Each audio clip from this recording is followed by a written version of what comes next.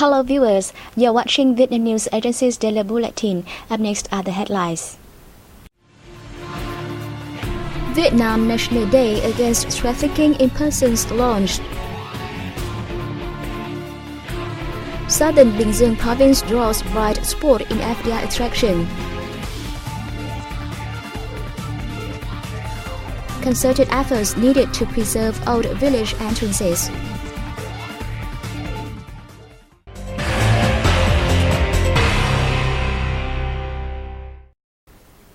Minister of Public Security, Senior Lieutenant General To Lam, has been assigned as head of the steering committee for the Central Highlands.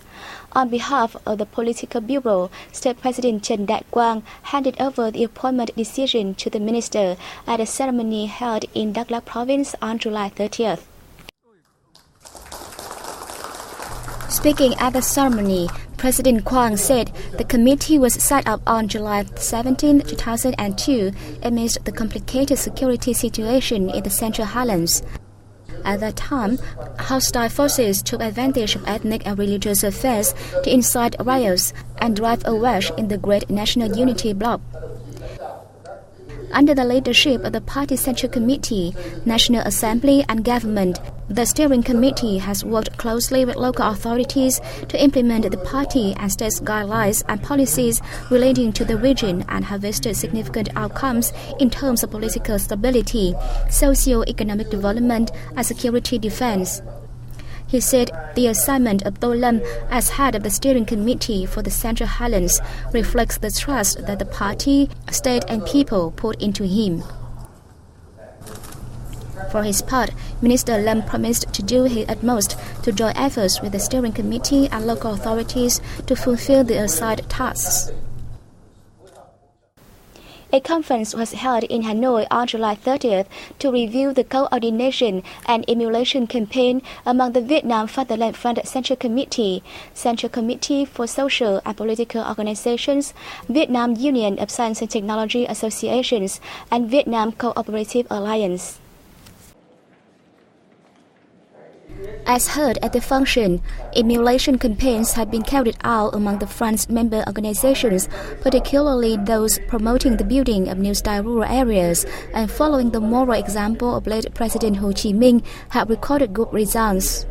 Through contributions to the success of the elections of deputies to the 14th National Assembly and People's Councils at all levels, the Vietnam Fatherland Front has consolidated its role in promoting the people's mastery as well as building the party and state.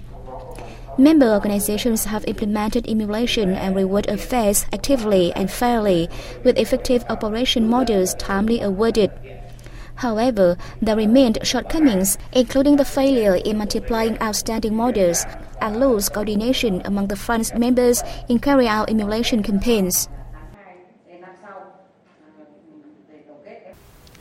A ceremony was held in the northern border province of Lào Cai on July 30th in response to the National Day Against Trafficking in Persons, with a view of raising public awareness of the importance of human trafficking prevention and control.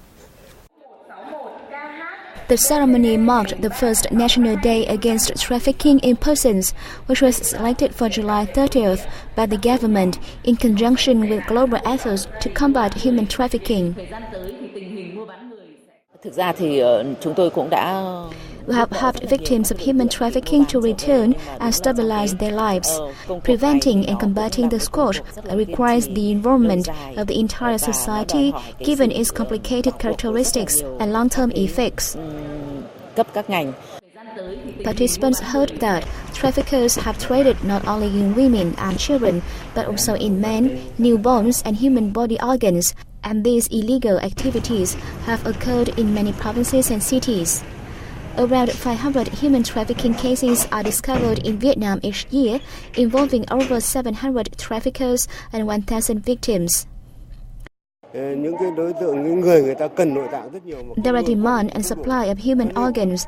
That is why criminals conduct organ trafficking. We need to give early warning to the people.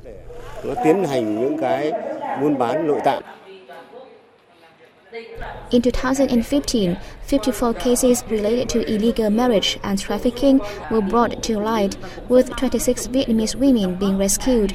In the first half of 2016, 34 women were reportedly cheated to go to China, and 18 of them were rescued.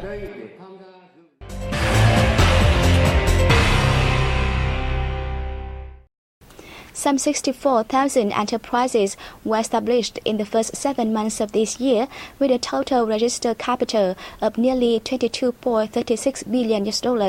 More details coming up next.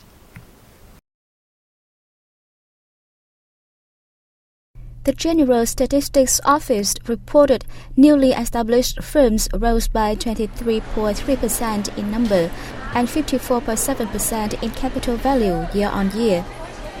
More than 16,700 enterprises which suspended their activities due to difficulties have resumed operations, up 67.5% from the same period last year. In July, the number of new firms exceeded 9,600, with a total registered capital of $3.11 billion, a slight decrease from June. More than 99,000 jobs were also created by the newly established enterprises. The Vietnam Pangasius Association has launched a trading website and a farming e-map of char fish in order to further promote the sector's development. The website www.mekongfishmarket.com provides member sellers with utilities to support the promotion of their products, give price quotations, and streamline the management of their sales staff. The simple, quick, and free membership registration will provide seafood suppliers with quality certifications as well as market information, goods supply and demand, and consumption orientations for separate regions. Meanwhile, the website www.pangasiusmap.com maintains a database and map on 200 shellfish breeding areas belonging to businesses and households in Cần Thơ City and Đồng Tháp, Vĩnh Long, An Giang, Bến Tre, and Tiền Giang provinces, who have 1,104 breeding ponds covering 1,230 hectares. Users can easily find information on the breeding area, the number of shellfish businesses and households, and the forecast for harvest on this map. The two websites are the products of a Swiss-funded project to enhance the export capacity for small and medium-sized enterprises. The launch of the websites opened up new information channels for trade activities and provides an easy trace for the origins of seafood to ensure the safety and transparency of the aquatic products. To date, the southern province of Bình Dương has attracted 2,713 foreign invested projects with a total capital of around $25 billion, including $16 billion poured into 1,635 valid projects. More details coming up next. According to the Provincial Industrial Park Management Board, these FDI projects, mostly small and medium-sized, have employed over 360,000 workers. Since the outset of this year, more than $618 million of FDI has been invested in the construction of factories in industrial parks. The Provincial Department of Planning and Investment revealed that Bình Dương has almost fulfilled the yearly target of FDI attraction, as over $1.1 billion have been poured into 126 new and 68 operational projects. The number of new projects located in industrial parks across the province stands at 99, worth $709 million, and 46 underway projects are added $276 million in investment capital. The province is now home to 28 industrial parks covering over 9,000 hectares. In the next 5 years, the number of industrial parks is expected to increase to 34, with a total area of 14,790 hectares.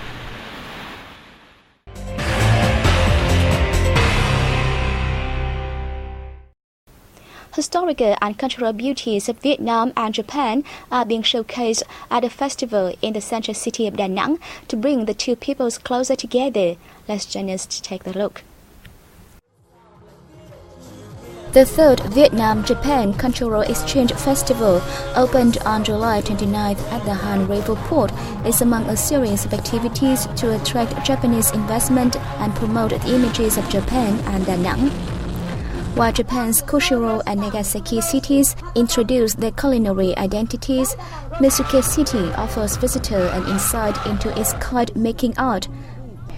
Tourist attractions in Yokohama, Narita, and Sakai cities are also popularized at the annual event. Thanks to strong promotion, this year's festival attracts the participation of more than 60 delegations from Japan, including 25 art troupes performing tea ceremony, ikebana flower arrangement, calligraphy, singing, and dancing. As part of the exchange, a workshop will provide visitors information about study and employment opportunities in Japan. Formerly, an entrance gate indicated the demarcation of a village, and nowadays the gates have become cultural heritage sites that contain the significant historical meaning linked to village culture. Thereby, solutions are needed to preserve these cultural values in the modern life.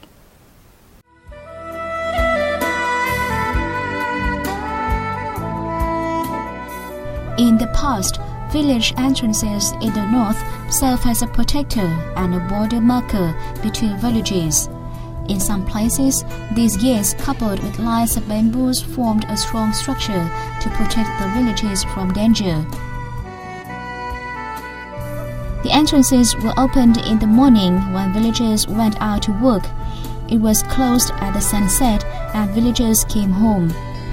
Together with banyan trees, public ponds, communal houses, the gates became part of the life of Vietnamese people, both physically and spiritually, and is an integral feature of northern traditional villages.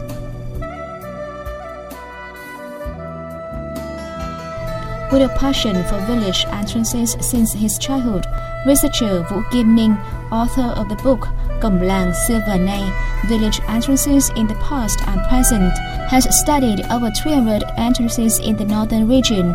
He carefully captured each of the gates with his own camera. As a distinctive feature that holds the most important functions, the entrance was a place that gathered all quintessential characters of the village.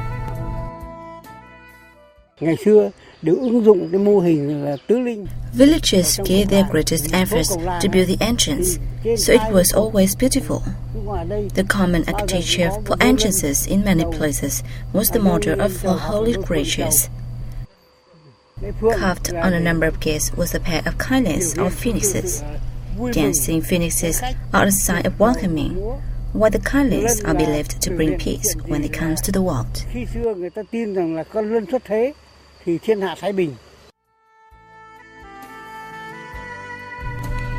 the modern life, many village entrances have disappeared to give way to other construction projects, while others have been in poor conditions. This is the entrance of the Mông Phụ village in Đường Lâm commune in Hanoi's suburban town of Sơn Tây. It is facing the risk of collapsing after being hit by a car. Following the repair, most structures of the Mông Phụ entrance have been restored to original status. In fact, the entrance is small compared to the increasing traffic flow passing through it. There have been no traffic signs or regulations on vehicle types set for the location. This means that it is inevitable for the entrance to be affected by drivers again in the future. According to researcher Vũ Kim Ninh, regulations on vehicles types allowed the pass-through ancient entrance are needed to save them.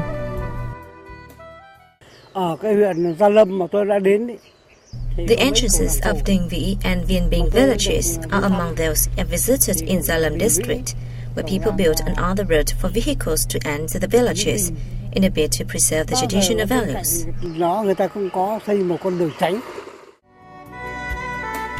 The cultural and traditional values of a village are intrinsically attached to its entrance. How to preserve and prevent the gates from falling into oblivion requires concerted efforts of researchers, planners, architects, and local residents. And that has come to the end of our program. Thank you for watching and see you next time.